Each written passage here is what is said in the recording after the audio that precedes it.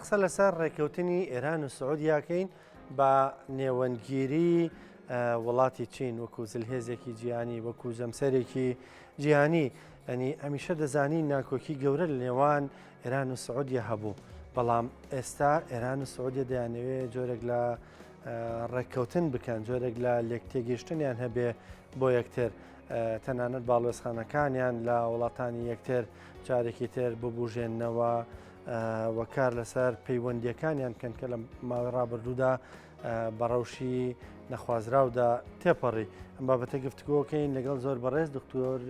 لوقمان حەکیم کە بەڕێزیان پسپۆڕی پەیوەندیە نێودوڵەتەکانن. دکتۆر سڵاو لێ بە زۆر بەخێر بێت.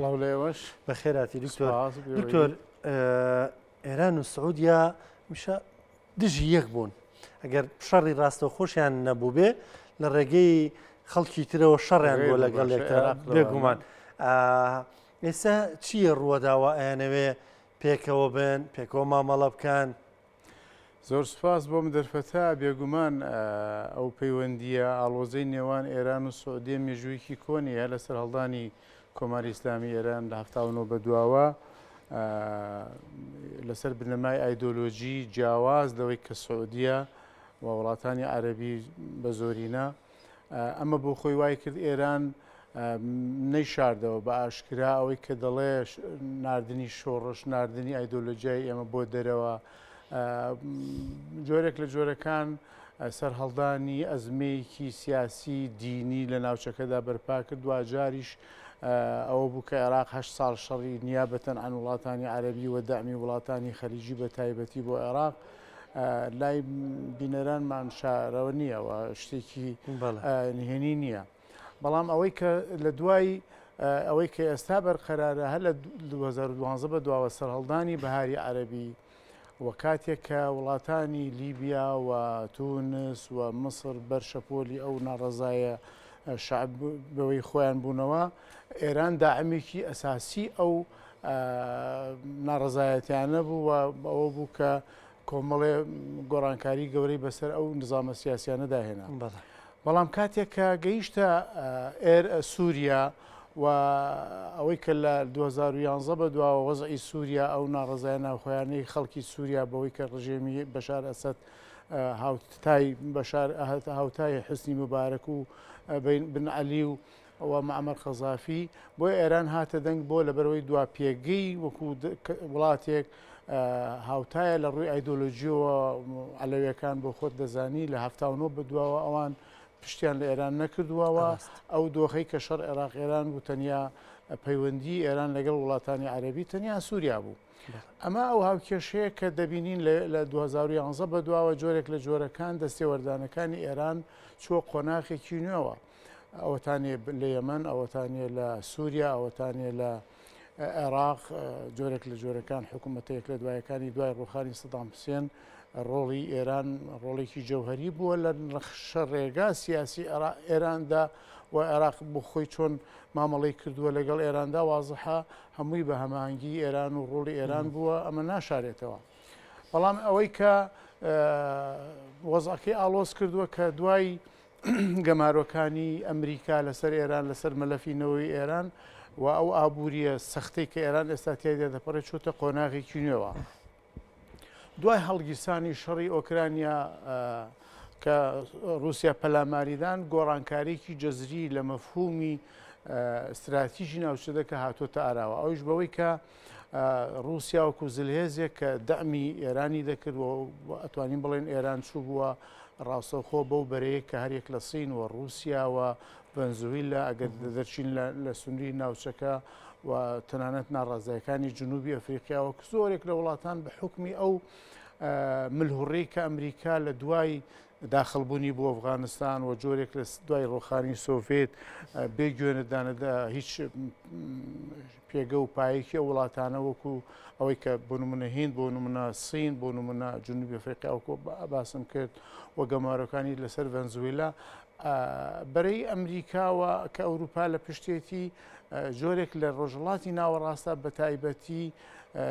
ئەو ئاڵۆزیە گەیشتە ئەوەی کە ئەمریکا تەنانەت دۆستە دێرینەکانیشی کە سعودیەیە و زۆرێک لە وڵاتان بخاتە چوارچێوەی ئەوەی کە لەژێر ناوی گۆڕانکاری دیموکراسی و کۆمەڵێ فاکتەر بە تایبەتی لە سەردەمی بیل کلینتۆن بە دواوە ئەو گۆڕانکاریانە وڵاتانی عەرەبی خستووەتە قۆناغێکەوە کە گومانیان لە هەڵسوکەوتی ئەمریکا بێ. بۆیە ئێران ئەمەی قۆستەوە ئەم ئەو دەرفەتی قۆستەوە کە جۆرێک لە جۆرەکان وڵاتانی عەرەبیش مادام ئەو مەترسیان هەبێ پەیوەندەکانیان تۆزێک کرانەوە کرا. لێرە ڕۆڵی سین بۆ ئەوەی کە بە هەمان حاڵەت ئەوەی کە ئاشکرایە لە دوای هاتنە ئارای سین وەکو کیانێکی ئابووری وەکو قوتبێکی ئابووری بەهێز تەنانەت ئێستا قسە لەسەر ئەوەکە کە لە ڕووی ئابووریەوە خەریکە پێش ئەمریکاش دەکەوێت بۆیە سین لە چوارچێوەی ئەو هەنگاوانەی کە لە ڕووی ئابووریەوە تا ئێستا وەکو سیاسی خارجی بەرقەراری کردبوون پێم وایە لەم ئەزمەیەدا ئەوەی تێپەڕاند لێرە بە دواوە ڕۆڵی سیاسیش دەبینێ بەوەی کە بتوانێت ئەو ناکۆکیانەی یاخود ئەو لەمپەرانەی لە ڕۆڵی سینی ئابووریدا لە ناوچەکەدا بە شێوازێکی سیاسیانش بۆەوەی کە ئەم دوو زلهێزە لە ناوچەکەدا هەم ئێران و هەم سعودیە کە لە 2016 ناکۆکیەکی ئەژگار دژوار لە نێوانیاندا دروست بووە ڕەغمە ئەو خەلفیەتە ناکۆکی کە باسم کرد سین ئەمەی قۆستەوە و توانی ئەم دوو وڵاتە بگەێنێتێت. باشە دکتۆر ئەز ناکەی سینێوێ نەک وەکو ڕکابەرێکی ئەمریکا بەڵام ئەوێ وەکو ناوبژیکارێکی جیهانی خۆی پیشان بە تایبەت ئەو لایەنە ناکۆکانی هەبوون بێوێ پێکیان بگەێنێتەوە و پەیامێک بدا بڵێوە ئەمریکایە بۆ تۆکاری ناکۆکی ئەوە. یعنی ئەگەر قسە لەسەر ئەو بابەتە بکەین ڕەنگە بابەتگەلێکی تر بێنێتە ئاراوە. سین وەکو ئاماژەم پێکرد لە چوارچێوەی سیاسی ئابووریدا دەیەوێت بێتە ناوچەکەوە و هەر لە چوارچێوەی سیاسی ئابووریدا چۆن ئەو وڵاتانی کە سەر بە رووسیان هەر لە کیرغستانەوە هەر ینی وەکو وڵاتانی سەر بخۆن بەڵام لەژێر نفوزی رووسیادان هەر لە کیرغستانەوە ئۆزبکستانەوە تاجیکستان و کۆمەڵە وڵاتانی کە پێیان دەڵێن ئاسیای ناوەڕاست بەوەشەوەنەوە سا ڕۆژهڵاتی ناوەڕاست لە ڕووی ئابووریەوە. بەڵام پێم وایە ئێستا ئەمە قۆناغێکە یاخود سەرەتایەکە بەوەی کە سین لێرە بەدواوە لە ڕووی سیاسیشەوە ئیتر ئەکتفانەکە بە لە ڕووی ئابووریەوە لە ڕووی سیاسیشەوە کە ڕۆڵ ببینێ بەوەی کە کۆمەڵی لەمپەر لەسەر ئەو پرۆژەی کە سین بەنیازاوە سین ئیشی لەسەر دەکاوە سین خەونی سینیەکانە ئەوەی کە پێی دەڵێن هێڵی حەریر بۆ ڕۆژهڵاتی ئاوریشمی بۆ بگاتە ئەوروپا ئەو لەمپەرانەی کە لە بەردەمی بوون کێشەی ئاڵۆزی ئەم نظامە سیاسیانەیە ئەم وڵاتانەیە کە دەمێکە ڕوویداوە لەو ڕوانگەوە بۆەوەی کە لەمپەرەکان کۆتایی پێبێنێ ڕۆڵی نێوەندگیری لە نێوان سعودیە و ئێراندا دەبینێ بەوەی کە بتوانێت لەمپەرەکان بڕوێنێتەوە و عێراقیش بەشێکە لەو پرۆسەیە کە تایدا ڕۆڵی سەرەکی دەبینێ لە هاوکێشەی ئەو هێڵی ئاوریشمێک کە باسمان کرد بۆیە سین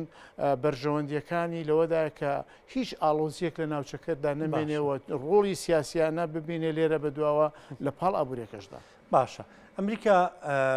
ئەگەر بەرژەوەندی لە کارێکی وهایە نەبێ ڕێگە دەدا هەروە دۆستەکانی پەنابەر نەبەر چین وایتر چەند بکەنە مەرجعی خۆیان. پرسیارێکی زۆر جوانە یعنی ئەمە کاتێک کە قسە لەسەر ئەو بارودۆخە دەکەین لە هەمان کات لە بیرمان نەچێت لە ڕۆژهەڵاتیش پرۆسەیەکی تر ئەمریکا سەرقاڵێتی ئەوەی کە نزیک بوونەوەی وڵاتی مصر لەگەڵ ئوردندا و عێراقیش بخرێتەوە هاوکێشەوە چەند وەسەردانەکانی سەرۆکوەزیرانی ئێستای عێراق بووە بۆ ئوردن و بۆ وڵاتانە و جۆرێک لە جۆرەکان ئەمە هەوڵی ئەمریکایە بۆ دابڕانی عێراق بۆی نەچێتەوە هاوکێشەوە و جۆرێک لە جۆرەکان ئەو پرۆسەی کە ئەو پرۆژەی کە باسمان کرد پێ هێڵی ئاوریشمی پەک بکەوێت چونکە ئەگەر عێراق نەچێتە ئەو دەواازەیەوە وڵاتانی ئوردن و مصر جۆرێک لە ئەو پرۆژەیە بەتاکیید پەکی دەکەوێت بەتاکیید لەمپەرەکان دروست دەبێت. بەڵام ئەمریکا زۆر چۆن دەڵی ئابلۆقەی یاخود نەخشەڕێگای داڕشتوو بۆ ئەوەی کە ئەو پرۆسەیە پەکی بکەوێ و ئێران جۆرێک لە جۆرەکان بی لەوە بکاتەوە کە بەرژەوەندی بەلای وڵاتانی عەرەبیدایە بۆ ڕۆژهڵاتی ناوەڕاست و ڕەنگە لەو فاکتەرەدا کە ڕۆڵی ئەمریکا بۆ ئاشتبوونەوەی ئێران لەگەڵ سعودێدا بۆ ڕزگارکردنی پرۆژەکەی خۆیەتی نەک بۆ پەخستنی پرۆژەکەی ئێران بچێتە ناو پرۆژەی ئابووری سینەوە کەواتە ئەم دوو جەمسەرە ئەم دوو فاکتەرە ئاساسەن بۆ ململانەی ئایندەی ئەم نظامە دەولیە کە ئێستا زۆر بەوازحی ئەمریکا لە پاشەکشەی نظامی تاک جەمسەریدایە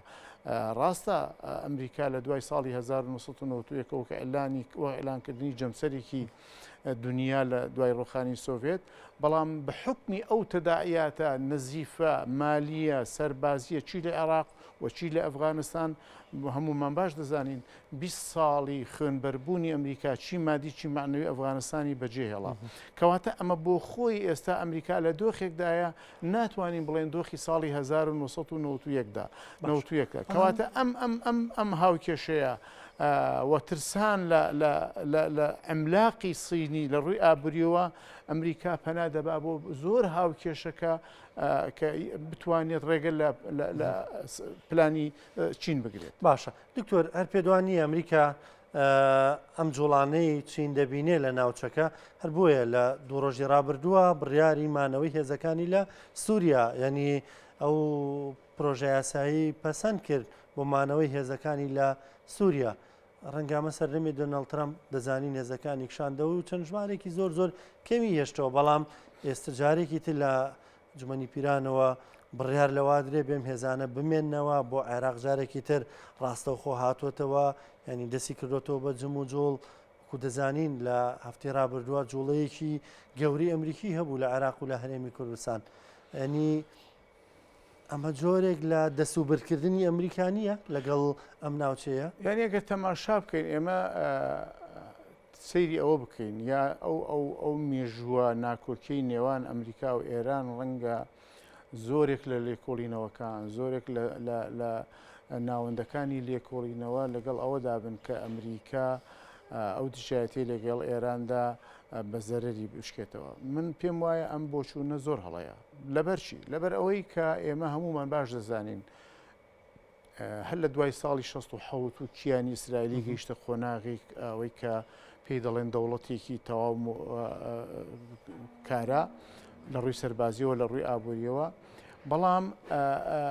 سەر هەڵدانی شەڕەکانی عەرەب ئیسرائیل هەمومان باش دەزانین ئەگە وەکو مێژوو بگەڕێنەوە شەڕی 1970 1970 و 1982 بداخەڵبوونی تەنانەت بۆ شاری بەیروت لە لوبنان و کۆمەڵێ شەڕی خوێناوی عەرەب ئیسرائیل بەڵام ئەوەتانی ئێستا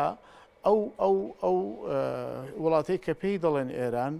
بە جۆرێک لە ڕووی ئایدۆلۆژیوە کە هەڕەشەیەک بۆ وڵاتانی ڕۆژهەڵاتی ناوەڕاست وای کردووە ئێستا کە عەرەب بە ئیسرائیل بڵێ دوژمنی دووەممان و ئێران دوژمنی یەکەم بێ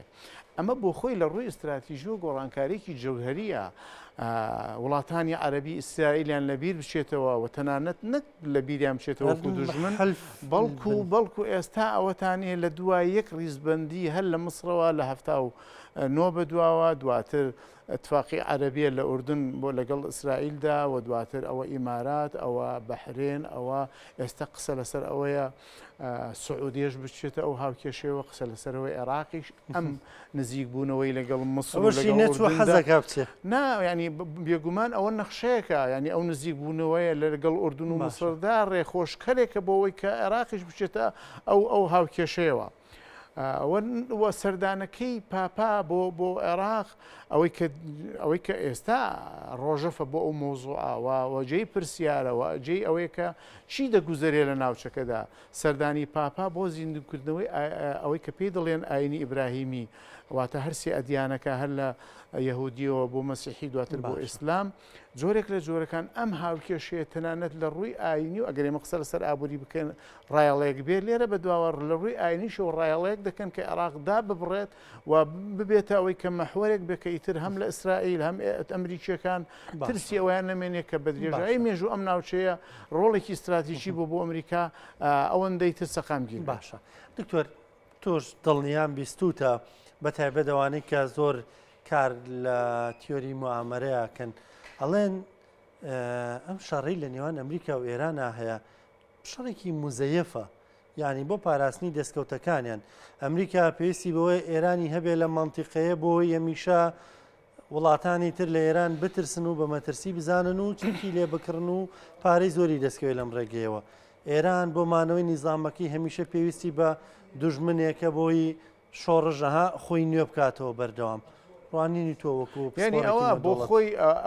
ئەو پرسیارەی تۆ ئەو بۆچوونەی من دەسەڵمێنێ کە ئێران ئێستا لە ناوچەکەدا ئەگەر ئیسرائیلەکان پێیان شەرم نەبێ ئەوە پەیکەرێک بۆ ئێران دەکەن بۆ لەبەر ئەوەی هەروەکو ئاماژەم پێکرد ئەو ترسی و دڵەڕاوکێ و شەڕ و شۆڕی کە عەرەب لەگەڵ ئیسرائیلدا هەیبوو ئێستا گۆڕابەوەی کە ئێران دوژمنی وڵاتانی عەرەبیە ئەمە بۆ خۆی هاوکێشەکە کێ گۆڕی لە 1970 ئەم هاوکێشەیە گۆڕا بۆیە ئێستاکە ئێران ڕۆڵێک دەبینێ کە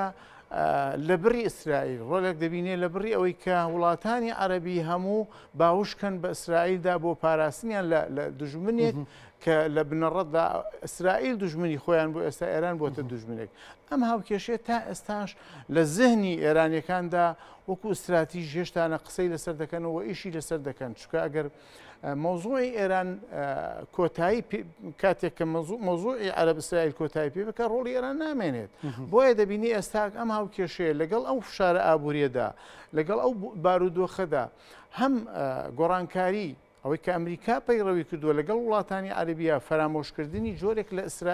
لە سعودیە لە هاوکێشەکانی ڕۆژهەڵاتی ناوەڕاستاوە مەترسی بەتایبەت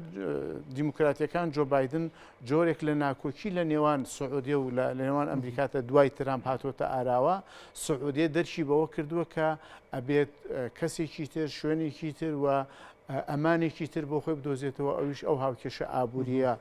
سعودیە سینیە و سینش ئەمەی قۆسەوەتەوە بۆ ئەوەی بتوانێت ئەو هێڵە حەریری کە باسمان کرد ئەوریشمە باسمان کرد ئەمە بکاتە دەواازەیەک لە ڕووی سیاسیەوە بتوانێت کلێنەکانی یاخود لەمپەرەکانی بۆ خۆی لاباتوە ئەو کێشەکەەوە ئێرانیش بە عینی کات بە حکمی و عزلە نێو دەوڵەتیە لەسەر بەرنامە ئۆتۆمیەکەی و ئەو فشارە ئابوووریکە لەسەرێتی منفەزێکی بۆ خۆی دەبینێ بۆیە دەبینی هەر یەک بە جۆرێک باوش دەکاتە ئەم پرۆسەیە کە لە نێوان عەرەبی و سعودی عەرەبی و ئێراندا هەیە. لێرە لە عێراقیش زۆر کەس بە دروشمی بەخێر بێ چاینا ینی دەڵێن چینیەکان قوتابخانەمان بۆ دروست دەکەن نەخۆشخانەمان بۆ دروست دەکەن بیرەنەوتەکان دەبژێنەوە کاری تیاکەن ینی بە شێوەیەک لە شێوەکان چینە ئەوێ خۆی لێرە وەکو خزمەتگوزاری خەڵک دەربخا ئەوێ وای پیشاندا کە هاتووە بۆ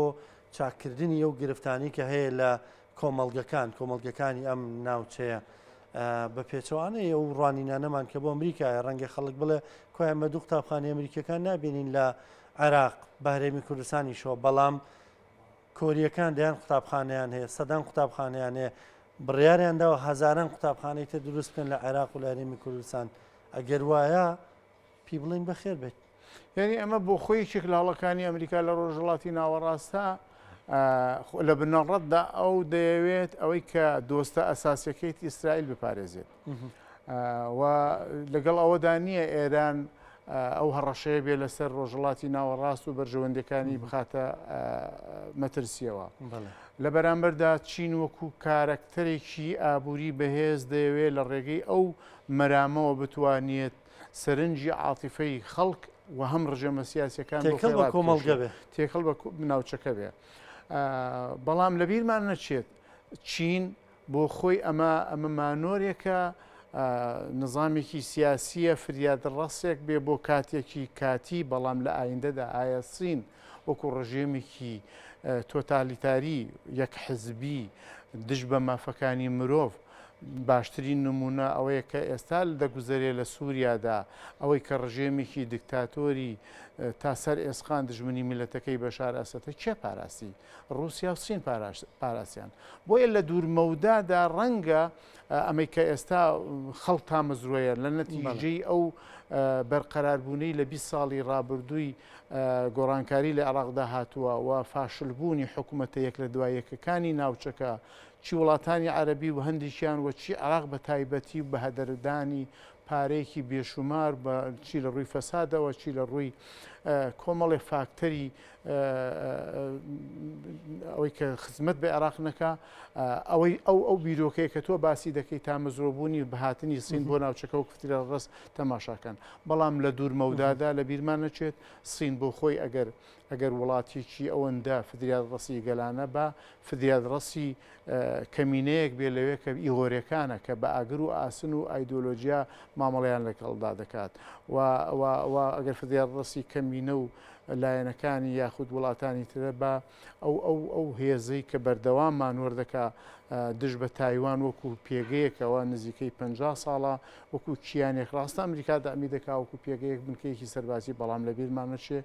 وڵاتێکە یاخود کیانێکە دەیەوێت ئازاد بێت دەیەوێت سەر بەخۆ بێتەوە سین لێ ناگەڕێ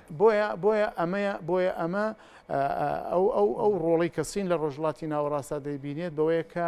ڕفتارەکانی ئەمریکا دەقۆزێتەوە بەوەی کە لە 20 ساڵی ڕابردووە هەڵی سیاسی گەورەی کردو بە تایبەت لە دوای ڕزگاربوونی عێراقدا ئەو تەعنوتەی ئەمریکاوە گوێنەدان بە ڕای کۆمەڵێک تەنانەت ناوەندەکانی خۆشی ئەوەی خستوەتەوە کە دوژمنایەتیشی لە ناوچەکە دەروستە بەڵام ئێستا گۆڕانکاری من پێم وایە لێرە بەدواوە نظامی دەولی لە بەردەم گۆڕانکاریدایە نظامی تاک جەمسەری خەریکە وەلاوە دەنرێت تەواو کۆتایی هاتووە لە بەردەم ئەوە تا یاخود نظامی دنیای جەمسەری بێتە دوو جەمسەری و سین و ئەمریکا چونکە لە بیرمان نەچێ رووسیا وەکو نظام وەکو هێزێکی دنیا ئێستا سەرقاڵی شەڕێکی خوێناویە کە ئەمریکا بۆ خۆی دانیشتووە ئەو شەڕە نیابەتەن ئەوروپیەکان دەیکەن ئەمەش بۆ خۆی دەستکەوتێکە کە لە شەڕی گیانی یەکەم و شەڕی گیانی دووەمدا ئەمریکا هەمان سیناریۆی بەکارهێنا بۆ خۆی لە دوورەوە دابنیشە و بەریەکەوتەکان بریتانیا و فەڕەنسا بوون بەرامبەر ئەڵمانیا لە نەتیجەدا ئەو براوەی شەڕ بوو و قازانجی کرد. زۆر بەڕێز دکتۆر لوقمان حەکیم پسپۆری پەیوەندی نێودوڵەتەکان سپاس بۆ ئامادەبوونت سپاس بە ڕوونکردنەوەکانت زۆر سپاس زۆر بەخێراتی